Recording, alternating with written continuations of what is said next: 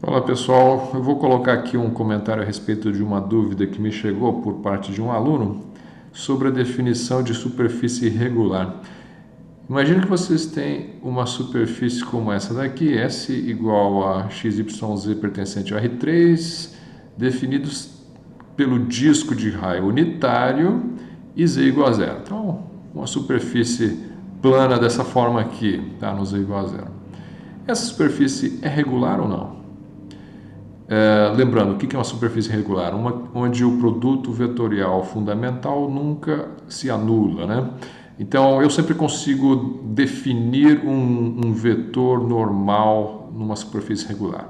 Então, olhando assim para essa superfície, você vai concluir, bom, essa aqui é uma superfície regular, né? O que tem de errado com ela? Uma superfície lisa, né? Eu posso colocar um vetor normal em qualquer ponto, esse vetor normal sempre vai ser um vetor paralelo aqui ao eixo Z. Tá, mas vamos pegar aqui, puxar pela parametrização. Imagina que eu faça uma parametrização regular dessa superfície. Desculpa, uma parametrização natural, na verdade, né? Então, vamos pegar aqui, branquinho. Eu vou chamar essa parametrização de x e eu vou parametrizar por x e y. Tá, como é que fica essa parametrização? Ela fica x, y e zero, né? Onde o x e y devem satisfazer essas condições aqui. Tá. Então, se eu for verificar o produto vetorial fundamental, x de x, a derivada com relação a x, né, dá 1, 0, 0. A derivada com relação a y dá 0, 1, 0. De forma que o produto fundamental vai dar 0, 0, 1. Tá, então esse 0, 0, 1 é em qualquer ponto, né? Então você sempre vai ser diferente do vetor nulo. Portanto, x é regular. Ok, x é regular. Mas imagina que você adote uma outra parametrização em termos de r e θ. Então, se você pegar rθ, vamos fazer assim, o x igual a r cosseno θ, o y igual a r seno θ e o z igual a zero, onde o r agora está variando entre 0 e 1 e o θ entre 0 e 2π. Tá. Essa parametrização aqui, se você for fazer o cálculo do produto vetorial fundamental, o que ele vai dar? xr por xθ. Verifica aí que você vai obter isso aqui. R é 00R. Bom, se ele é 00R, então significa que no R igual a zero, né? No R igual a zero, isso aqui é um vetor nulo. Se R igual a zero, faz parte da minha superfície, né? E deu vetor nulo, então não é regular. X não é regular, né? Ora, mas afinal de contas, a superfície é regular ou não é regular? O fato é o seguinte, você tem uma superfície que pode admitir várias parametrizações. A superfície vai ser considerada regular se existir pelo menos uma parametrização regular para essa superfície. Então essa é a definição que a gente usa. S é regular se existe uma parametrização regular. Então, na verdade, parametrização regular. Na verdade, a sua superfície é regular, é a sua parametrização que pode não ser. Essa aqui é uma parametrização regular e essa aqui é uma parametrização não regular. Isso aqui é um efeito colateral da sua escolha de parâmetros, que pode ser que simplifique alguma integral que você queira calcular, mas ela tem esse problema aqui na definição, né? Na verdade, não chega a ser um problema, ela simplesmente, você não pode concluir que é regular, mas você consegue resolver os seus exercícios provavelmente tanto com uma quanto com a outra. Só que a rigor, quem é regular é essa daqui. Mas a superfície você pode definir uma normal em qualquer lugar, né? Não vai ser com essa parametrização, essa normal aqui, mas existe uma normal ali para esta superfície, né? As parametrizações é que tem seus problemas, ok? Espero que tenha ficado claro aqui essa parte. Bom, agora eu vou mostrar um exemplo aqui de cálculo de integral de superfície para este campo E igual a R sobre a norma dele ao cubo, com R igual a expressão para o raio aqui, né? X, Y e Z. Tá. É uma integral de superfície onde a superfície S não foi especificada, mas você sabe que ela é uma superfície lisa e fechada. Tá, isso aqui é um exemplo que está na apostila do Luiz Augusto para ilustrar o uso do teorema de Gauss, o teorema do divergente, tá? Então, primeira coisa que você... você pode calcular isso aqui de uma maneira geral, né? Fazendo o... se for especificada a superfície, né? Você simplesmente aplica a fórmula para o cálculo de superfície, você pode fazer isso aí, não dá trabalho. Agora, se você não tem essa superfície aqui, fica fácil a gente chegar a uma conclusão pensando simplesmente no teorema do divergente. A primeira coisa que você tem que notar é que, verifique que o divergente do E igual a zero. Tá, essa aqui é a primeira coisa. Como eu estou trabalhando com uma superfície lisa e fechada, então eu consigo usar o teorema do divergente, né? O teorema de divergente vai me dizer que a integral de superfície do R, do meu E, né? Integral de superfície disso aqui vai ser igual a uma integral tripla aqui, né? Uma integral no volume, aí, no interior da superfície, do divergente do E, dx, dy, dz, né? Então, como isso daqui é zero, né, eu chego à conclusão de que a integral de superfície é igual a zero. Mas, atenção, isso daqui, esse resultado direto do teorema do divergente, só pode ser aplicado se S não contém a origem, né? S não contém a origem. Por quê? Porque na origem você não consegue especificar a norma de R, né? Vai dar uma divisão por zero aqui. Então, esse campo não vai ser de classe C1, né? Onde E então pertence à classe C1, uma das condições aí para você aplicar o teorema. Então, esse aqui, vamos dizer assim, é um caso A. Caso A, você quer saber a integral de superfície para qualquer superfície lisa fechada aí, onde a origem não está dentro. Desse campo E aqui vai dar zero. O teorema divergente vai te mostrar isso. Mas, no caso B, se S contém a origem, como é que a gente faz? Não dá para aplicar aí direto o teorema do divergente, né? Então, a ideia aqui vai ser colocar uma bolinha de raio epsilon, do mesmo jeito como a gente fazia lá no teorema de Green, né, em 2D, vamos colocar uma bolinha sobre a origem. Então, vamos cobrir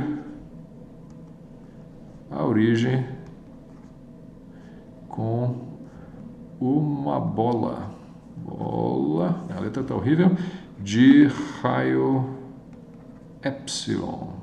Tá. Para que isso? Como é que vai funcionar esse negócio aqui?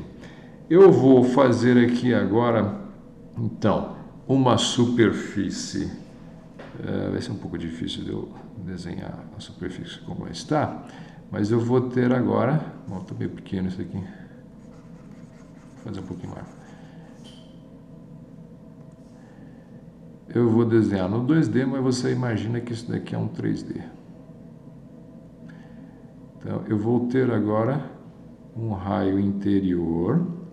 O que eu quero é saber a integral de superfície aqui fora, né? Essa aqui é a minha superfície S. Eu vou fazer aqui dentro uma superfíciezinha SY, tá? Tem um raio epsilon aqui, onde tem a origem. Eu quero tirar essa origem da minha superfície. Então, eu vou tentar aplicar agora o resultado sobre esta integral aqui. O teorema do divergente é sobre esta região aqui. Vamos chamar essa região de região, sei lá, região U, que é esta daqui, né? E eu tenho, então, no teorema do divergente, eu tenho uma superfície fechada e eu tenho uma normal exterior. Então, essa normal aí vai estar para cá, aqui, né? A normal na superfície exterior. Só que, como eu coloquei uma casca esférica aqui dentro, né? Então, eu vou colocar uma normal aqui. Vamos chamá-la de normal epsilon, né? Eu vou pôr lá para dentro. Por que eu vou pôr lá para dentro? Porque a minha região agora vai ser essa daqui. Essa aqui, a normal para fora dessa região aqui, vai ser a normal para dentro dessa cavidade aqui, né? Então eu fico com duas normais, uma para fora e uma para dentro, ok? Então com essa bolinha aí, agora eu posso calcular... vamos só escrever a expressão aqui para as normais, né? Eu tenho uma normal... Opa, peguei a cor errada. É o branco que eu quero. Esse aqui apaga. Tá, então, essa superfície aqui de fora, eu fiz ela como sendo uma esfera, né? Mas na verdade não precisa, né? Eu vou até dar uma deformada nela aqui, vai. Ela não precisa, eu falei que ela pode ser qualquer coisa, né? Vamos fazer um negócio feio aqui. Pronto, essa aqui é a sua superfície de fora. Pode ser qualquer coisa. Dentro, eu falei que é uma esfera, né? Eu vou cobrir com uma bola. Então, aqui dentro, sim, é uma bola, de forma que eu posso até escrever aqui o n anormal de epsilon. Essa normal aqui eu faço com o produto vetorial fundamental aqui, né?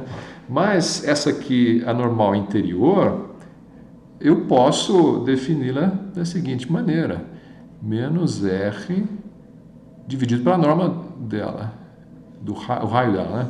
Então, para eu ficar com o raio unitário. Então, se o raio é epsilon, eu dividi por epsilon, então eu fiquei com um vetor aqui unitário e apontando em que direção? Bom, é uma esfera, então o raio, a direção radial é dada por R, que em coordenadas cartesianas seria x, y, z, né?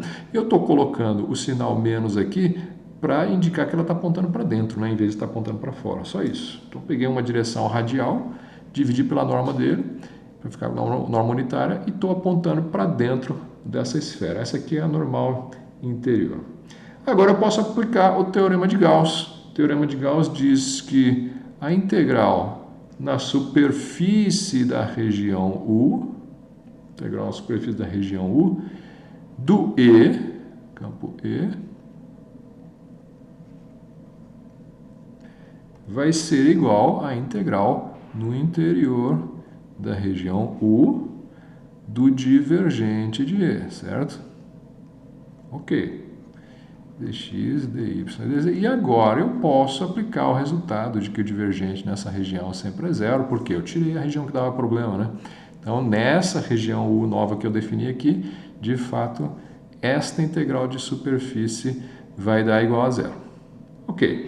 Isso daqui não resolve o meu problema totalmente ainda, porque essa superfície aqui, esse del U aqui, não é aquela que eu quero, né? O del U, quem que é? Del U é a superfície de fora unida com a superfície de dentro, né? Essa daqui. Então, esse daqui é a fronteira da sua região, porque a gente definiu artificialmente uma nova região, né? Então, isso aqui vai me dizer que este cálculo que eu fiz aqui, né? Ele é igual, na verdade, a isto aqui, né? Eu vou integrar aqui.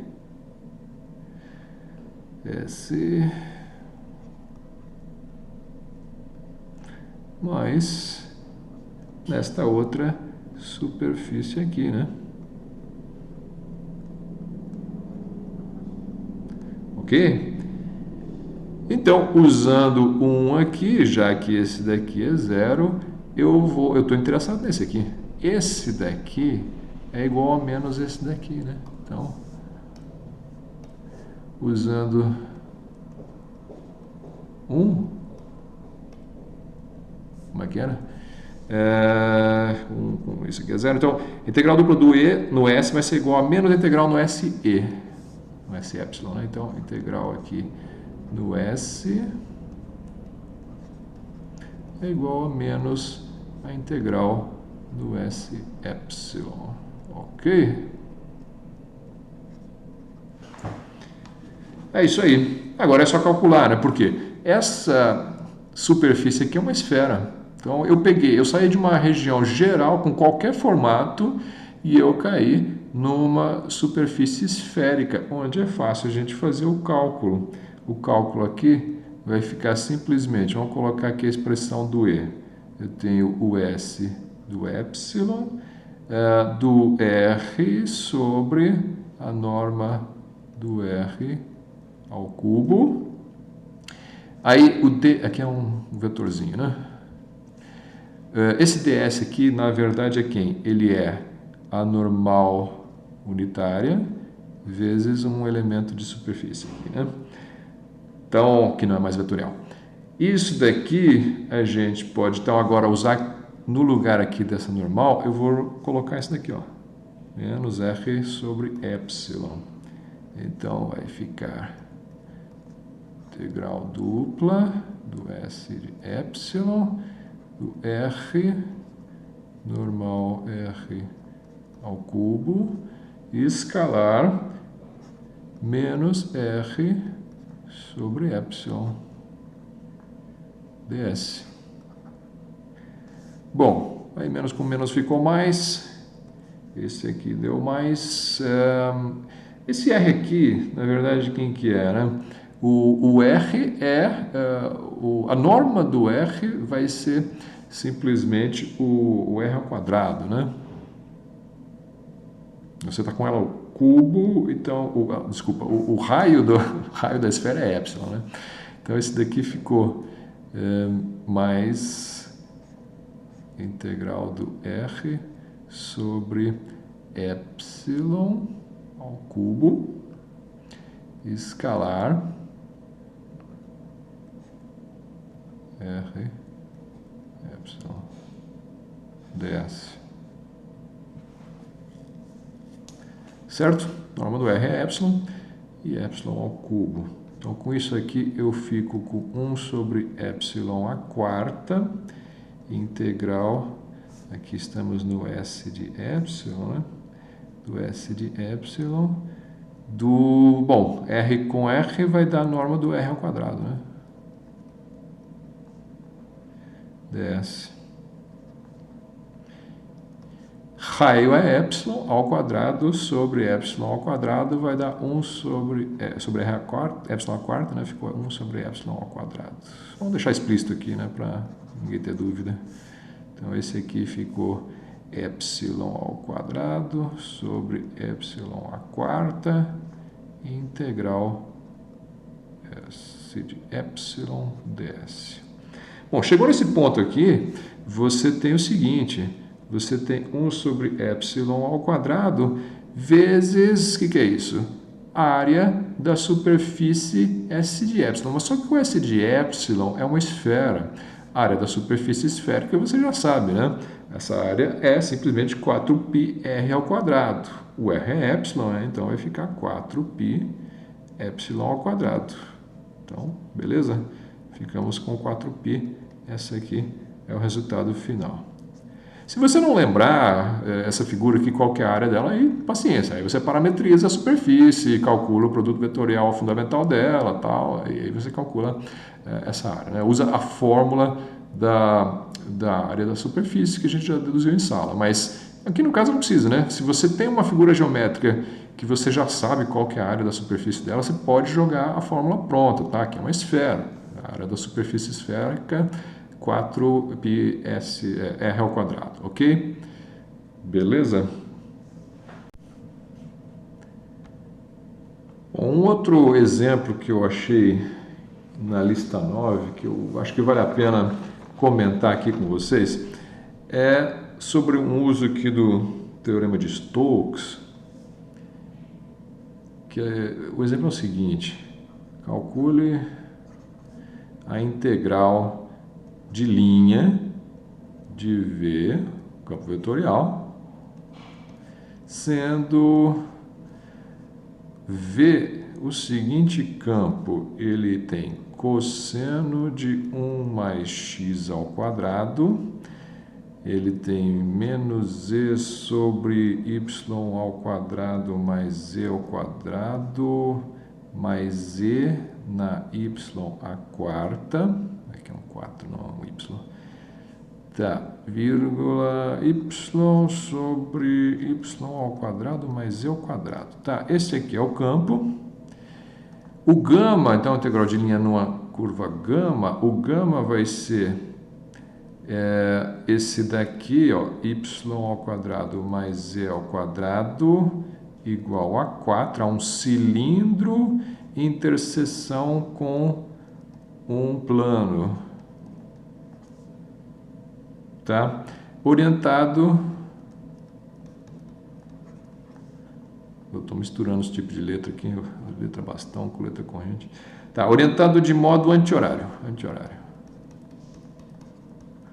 horário, a projeção dele no plano YZ é um sentido anti-horário, tá? Então, como é que a gente pode fazer? Eu estou olhando aqui para esse campo V, bom, eu vou ter que fazer aí parametrizar essa curva aqui primeiro, né? Mas esse campo aqui já estou vendo que ele vai ser uma encrenca aqui, né? Eu vou calcular uma integral de linha, onde você tem uma expressão dessa aqui, uma dessa aqui, isso aqui vai dar muito trabalho. Então, provavelmente, você iria pensar no Teorema de Stokes, né? Porque o Teorema de Stokes relaciona uma integral de linha com uma integral dupla do rotacional. A gente podia calcular o rotacional disso e ver se ele fica mais simples, né? Mas antes disso, vamos parametrizar o gama, só para começo de história aqui. Parametrizando gama. Você vai ter... Bom, eu posso pegar as coordenadas YZ por aqui, né? Porque tá fácil, né? Que ele está no cilindro. Vai ser o Y igual a raio 2, é 2 cosseno θ e 2 seno θ, porque eu quero ele anti-horário no plano YZ. E aí eu pego o x por aqui. Então ele ficaria... O x vai ser 2 y mais z.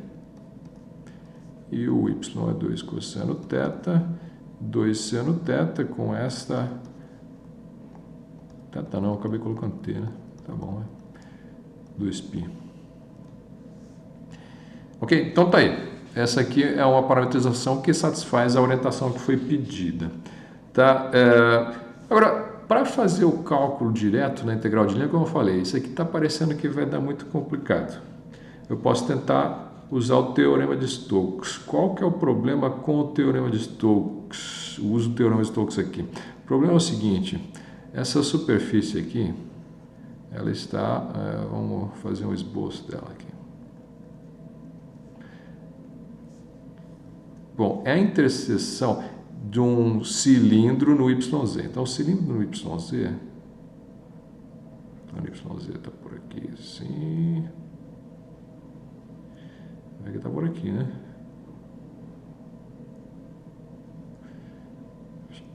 Tá, ele está assim. E aí vai ser cortado por algum plano aí, que eu não sei como é que é. Um plano qualquer. Tá, então vai dar uma curva por aí, né? Não está com a inclinação certa, tá? Eu não estou me preocupando com isso. Esse aqui vai ser o seu gama, né? Só que, qual que é o problema com isso? Ele está abraçando aqui o eixo OX, está envolvendo... Opa, peguei preto. Está envolvendo o eixo OX.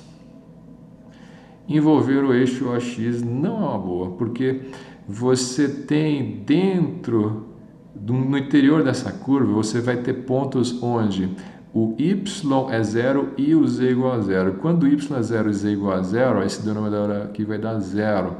E aí V não vai ser classe C1. Você não vai poder usar o Teorema de Stokes. Tá? Então, no eixo AX ele não é classe C1. Tá? Então isso aqui vai te dificultar. Tá, então não dá para eu usar, a função não está contínua aqui no inteiro. Por que isso é importante? É porque essa curva aqui vai ser o bordo de alguma superfície no Teorema de Stokes. A superfície mais simples seria o próprio plano, né? Um plano com um contorno, mas aí ele acaba cruzando aqui. Eu não consigo definir uma superfície aqui que tenha isso como bordo e que não contenha o eixo AX. Tá, então como é que a gente faz? A gente pode tentar simplificar esse problema quebrando ele em dois e aí usar o Teorema de Stokes somente em uma das partes. Então veja o campo V. O campo V tem uma expressão aqui de x, uma expressão aqui de yz, mais uma expressão de y e uma outra expressão aqui envolvendo yz. Tá. Então, veja que se eu quebrar esse campo assim, ó, escrevermos V igual a V1 mais V2, onde o V1 eu vou pegar essa parte aqui, ó, cosseno de 1 mais x ao quadrado e y à quarta, 0, e V2 é o resto. Fica 0 menos z sobre y ao quadrado mais z ao quadrado e y ao quadrado mais z ao quadrado. Tá, por que isso aqui é interessante? Porque desse jeito o V1 você vai ter o V1 sendo de classe C1 em qualquer ponto, né? Inclusive no eixo AX que estava dando problema, aqui não vai dar mais problema. E o rotacional do V1 é igual a vetor nulo. Tá? Então isso daqui já, além de te permitir usar o Teorema de Stokes, você já vê que o Teorema de Stokes vai dar zero, né? Porque ele deu um vetor nulo aqui, a integral do Teorema de Stokes vai dar zero. Então isso é muito bom. E era assim aparente que isso fosse acontecer. Como é que eu sabia que isso aqui era uma boa escolha para a separação do V1 em V1 e V2 dessa forma, né? Porque você tem aqui, ó, no V1 uma função só de x, uma função só de y no segundo lugar e uma função só de z, né? Então isso aqui é até bom a gente colocar uma observaçãozinha aqui, ó. Observação: se v for uma função p só de x, uma função q só de y e uma função r só de z, isso aqui já de cara, você pode fazer o cálculo para ver, né? Mas isso aqui já sabe, então o seu rotacional vai dar zero, ou vai dar vetor nulo, né? Mas é bom ter em mente, porque às vezes você bate o olho no problema, você já detecta essas componentes aqui, você já pode pensar de repente em separar ele e nessas duas partes, né, uma parte em que ele fica escrito dessa maneira. Então isso aqui já dava zero de cara. Tá legal. Vamos continuar então desse jeito. Eu tenho V1 e tenho V2 e eu vou então colocar aqui o V1 é igual a uma superfície que tenha o gama como bordo, né? E tranquilo, né? Você vai ficar com zero para essa integral aqui. O campo é conservativo, né? Em outras palavras, esse campo V1, essa parte aqui do campo é conservativa. Tá legal. Então a gente agora tem que lidar com o V2. Você vai notar, se você fizer o cálculo do rotacional aqui, isso aqui também vai dar zero, tá? Então verifique verifique que o rotacional do V2, isso aqui já não é tão óbvio assim de bater o olho e você saber, mas se você calcular, você vai ver que isso aqui dá zero. Só que não te ajuda muito este resultado, porque o V2 tem aquele problema, ele vai zerar aqui no eixo AZ, então ele não é classe C1, mas não podemos usar, né? Mas não podemos usar Stokes, não... Opa! Mas não podemos usar o teorema de Stokes, porque a V2 não é de classe chato, de classe C1, ele não é de classe C1 no interior em AX, né? Que é uma região importante aqui na nossa definição da superfície, né? Então não vou usar esse daqui para os Stokes, não. Mas mesmo assim, essa separação foi boa para nós, porque o cálculo da integral de linha direto não é difícil com esse V2, né? Usemos o cálculo direto da integral de linha, né?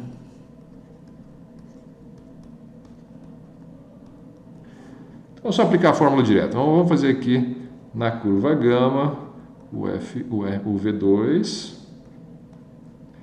vai ser, já com a minha parametrização, né? A gente está usando, cadê ela? Aqui, essa parametrização aqui, né? 0 a 2π, 0 a 2π, usando a fórmula lá do primeiro bimestre, né?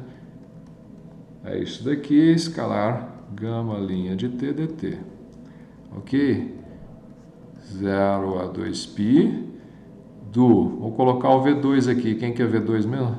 V2 ficou aqui, é 0 menos e sobre, isso daqui vai ser o nosso raio ao quadrado, né? O raio é 2 ao quadrado, vai dar, o raio vai ser 4, né? Então, o V2 vai ficar 0 menos 2 seno t sobre 4, e aqui 2 cosseno t sobre 4, escalar, aí o derivado do gama vai ficar menos 2 seno t mais 2 cosseno t, menos 2 seno t, 2 cosseno t. Tá, então fica menos 2 seno t mais 2 cosseno t. Aqui o segundo componente, menos 2 seno t, e o terceiro, 2 cosseno t dt. Pronto, isso daqui vai resultar na integral de 0 a 2π de seno ao quadrado t, cosseno ao quadrado t, dt, que vai dar 2π. Ótimo, então, o que a gente vai fazer? Eu estou querendo, na verdade, este daqui, né? Que é igual a este daqui, mais este daqui.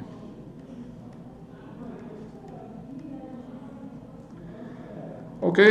0 mais 2π igual a 2π.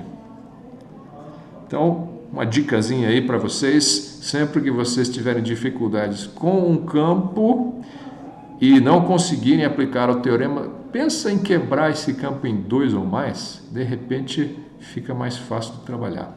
Beleza? É isso daí.